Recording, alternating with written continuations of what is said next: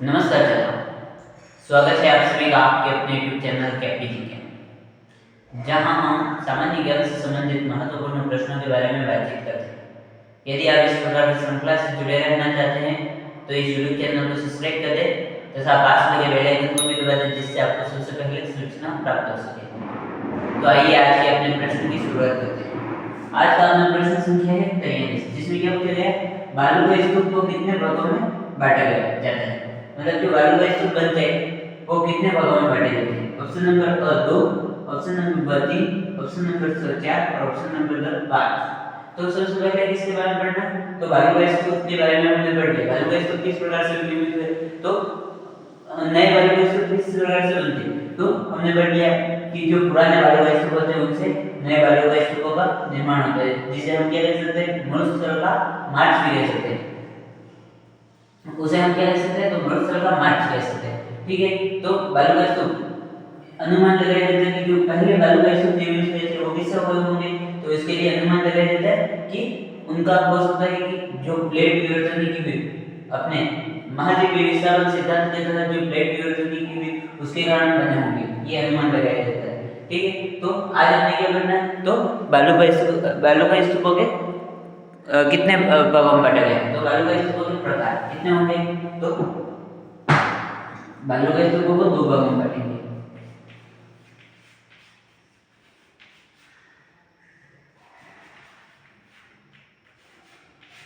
देखो बालू का स्तूप कितने भागों में बांटेंगे, तो 2 भागों में। एक तो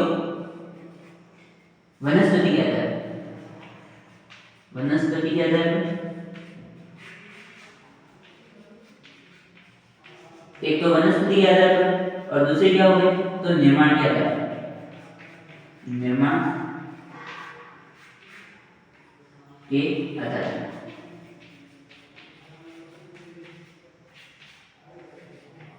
वनस्पति के आधार पर कितने भागों में बांटेंगे, तो वनस्पति के आधार पर 2 भागों में।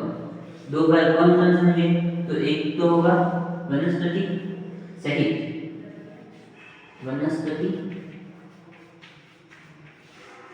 सहित, मतलब क्या होगा, वहां पर वनस्पति होगी और वहां पर बालू का स्तूप का निर्माण होगा, उसे देखिए वनस्पति सहित। और एक होगा वनस्पति रहित। वनस्पति रहित का अर्थ क्या, कि वहां पर वनस्पति नहीं पाई जाएगी, मतलब कोई भी झाड़ी वगैरह कुछ भी नहीं पाई जाएगी। तो वनस्पति रहित होगा, उसको स्थानीय भाषा में क्या नाम है, स्थानीय भाषा में, तो इनको स्थानीय भाषा में दोहरे या दरियाम कहा जाएगा। दोहरे या दरियाम। वनस्पति सहित और वनस्पति रहित, वनस्पति आधार पर 2 भागों में बांटा। कौन कौन से, तो वनस्पति सहित और वनस्पति रहित। तो वनस्पति सहित का मतलब क्या होगा, कि वहां पर वनस्पति होगी, और वनस्पति रहित का मतलब क्या, वहां पर वनस्पति नहीं पाई जाएगी। तो उसके बाद निर्माण के आधार पर, निर्माण के आधार पर कितने कौन कौन से, तो निर्माण के आधार पर सबसे पहले तो बरखान, उसके बाद अनुप्रस्थ बालू का स्तूप, उसके बाद अनुदैर्घ्य,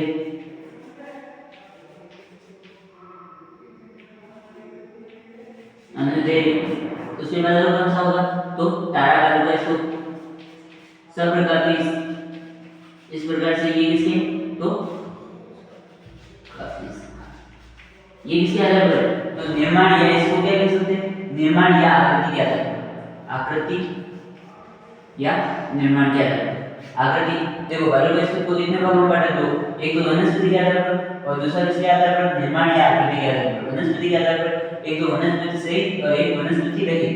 जो वनस्पति रहित होते हैं उन्हें क्या किस नाम से जानते हैं स्थानीय भाषा में, तो दोहरे या दरियाम कहा जाता है। उसके बाद आकृति या निर्माण के आधार पर कौन कौन से, तो बरखान, अनुप्रस्थ, अनुदैर्घ्य, तारा, सब प्रकार की चीजें इसके अलग अलग भेद होंगे। किस प्रकार से निर्माण होता है उसके आधार पर, इस प्रकार की आकृति बनती है उसके आधार पर।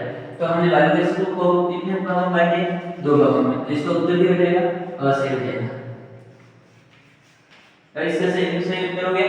अब बरखान के बारे में पढ़ते हैं। बालू के स्तूप का पहला प्रकार कौन सा है, यहाँ पर बरखान। तो बरखान के आधार पर बरखान को पढ़ते हैं। पहला पेड़ कौन सा है? तो बरखान। बरखान क्या है? तो बालू गैस ये कहाँ होंगे? तो वनस्पति रहित होंगे, मतलब वनस्पति रहित बालू गैस। ये कौन सी बालू गैस है? तो वनस्पति रहित बालू गैस है। उसके बाद इनकी आकृति कैसी होगी? तो आकृति आकृति किस प्रकार की होगी? तो अर्धचंद्राकार। अर्धचंद्राकार। अर्धचंद्राकार से देखिए यहाँ इस प्रकार से बनेगी। किस प्रकार से इनका निर्माण किस प्रकार से होगा?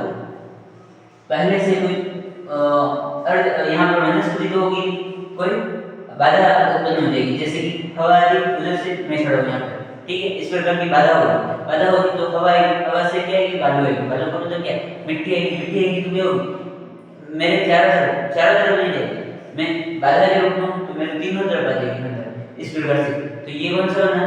यहाँ पर देखिए इस प्रकार से तीनों तरफ बनेगा तो उसे क्या कहेंगे? तो बरखान कहेंगे। बरखान। इसकी आकृति किस प्रकार की?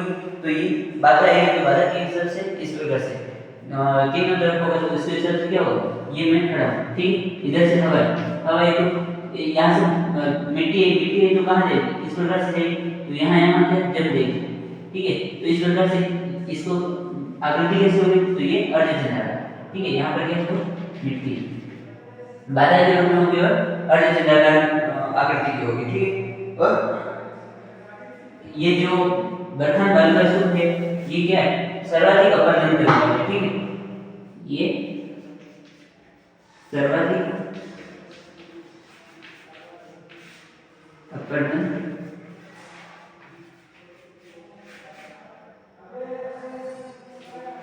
करते हैं। मतलब ये जो मिट्टी का कटाव करते हैं वो क्या करते हैं? सबसे ज्यादा मिट्टी का कटाव करते हैं। कौन से? तो बरखान बालू गैस तो मिट्टी का सर्वाधिक कटाव करते हैं, अपरदन करते हैं, ठीक है। अपरदन का मतलब क्या? मिट्टी का एक जगह से कटेगी और दूसरी जगह जाएगी, मतलब क्या होगा? इसका मिट्टी का क्या करेंगे? एक तो अपरदन करेंगे। अपरदन का मतलब क्या? एक जगह से हटेगी और दूसरी जगह जाएगी, तो इसको मरुस्थल का विस्तार भी कह सकते हैं, ठीक है। तो सर्वाधिक अपरदन और विस्तार करते हैं। कौन से बालू गैस? तो बरखान बालू गैस सर्वाधिक मिट्टी का अपरदन और विस्तार करते हैं, ठीक है। उसके बाद इसके क्षेत्र कौन से? मतलब क्षेत्र का मतलब क्या है? ये सर्वाधिक कहाँ होते हैं? तो सबसे पहले तो बालेरी गांव का चूरू, जो बालेरी गांव है चूरू का, वहां पर भी सर्वाधिक होते हैं। उसके बाद क्या है? फतेहपुर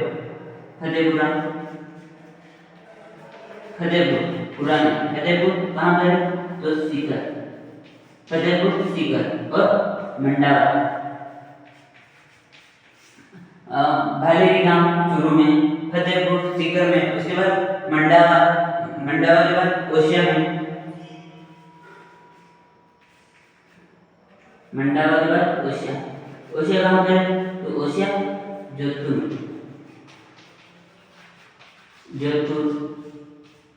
ये बालू गैस कहाँ हुए? तो बालेरी गांव चूरू में, फतेहपुर सीकर में, मंडावा झुंझुनू में, मंडावा झुंझुनू और उसके बाद क्या? तो ओशिया जोधपुर, मंडावा झुंझुनू और ओशिया जोधपुर। उसके बाद क्या? तो देशनोक बीकानेर में भी, ठीक। देशनोक कहाँ पर है? तो बीकानेर, जहाँ कर्णी माता का प्रसिद्ध मंदिर स्थित है, ठीक है। तो बरखान के बारे में पढ़ा कि वनस्पति रहित होते, मतलब यहाँ पर क्या नहीं होती? तो बरखान जहाँ पर बालू गैस बनेंगे वहां पर वनस्पति नहीं पाई जाएगी। आकृति किस प्रकार की हुई? तो अर्धचंद्राकार, मतलब हवा आएगी उसके बाधा के रूप में कोई वस्तु होगी, तो उससे क्या होगा? इस प्रकार के बालू गैस का निर्माण होगा। ये सर्वाधिक क्या करते हैं? तो अपरदन करते हैं, मिट्टी का सर्वाधिक अपरदन करते हैं और क्या करते हैं? मरुस्थल का सर्वाधिक विस्तार करते हैं। उसके बाद क्या? तो इनके क्षेत्र कौन से? सबसे पहले बालेरी गांव कहाँ है? तो चूरू में। उसके बाद कौन सा? फतेहपुर कहाँ है? सीकर में। उसके बाद मंडावा कहाँ है? झुंझुनू में। और ओशिया कहाँ है? जोधपुर में। और देशनोक बीकानेर कहाँ है? तो देशनोक कहाँ है? तो बीकानेर में। तो अपने प्रश्न क्या था? बालू गैस को कितने भागों में बांटा? तो हमने बढ़ लिया कि दो भागों में। दो भाग कौन से थे?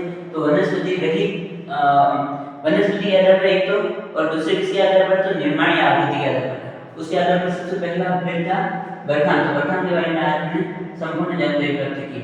यदि यह वीडियो आपको पसंद आया हो तो वीडियो को लाइक, शेयर, चैनल को सब्सक्राइब तथा पास लगे बेल आइकन को भी दबा दें, जिससे आपको सबसे पहले सूचना प्राप्त हो सके। धन्यवाद।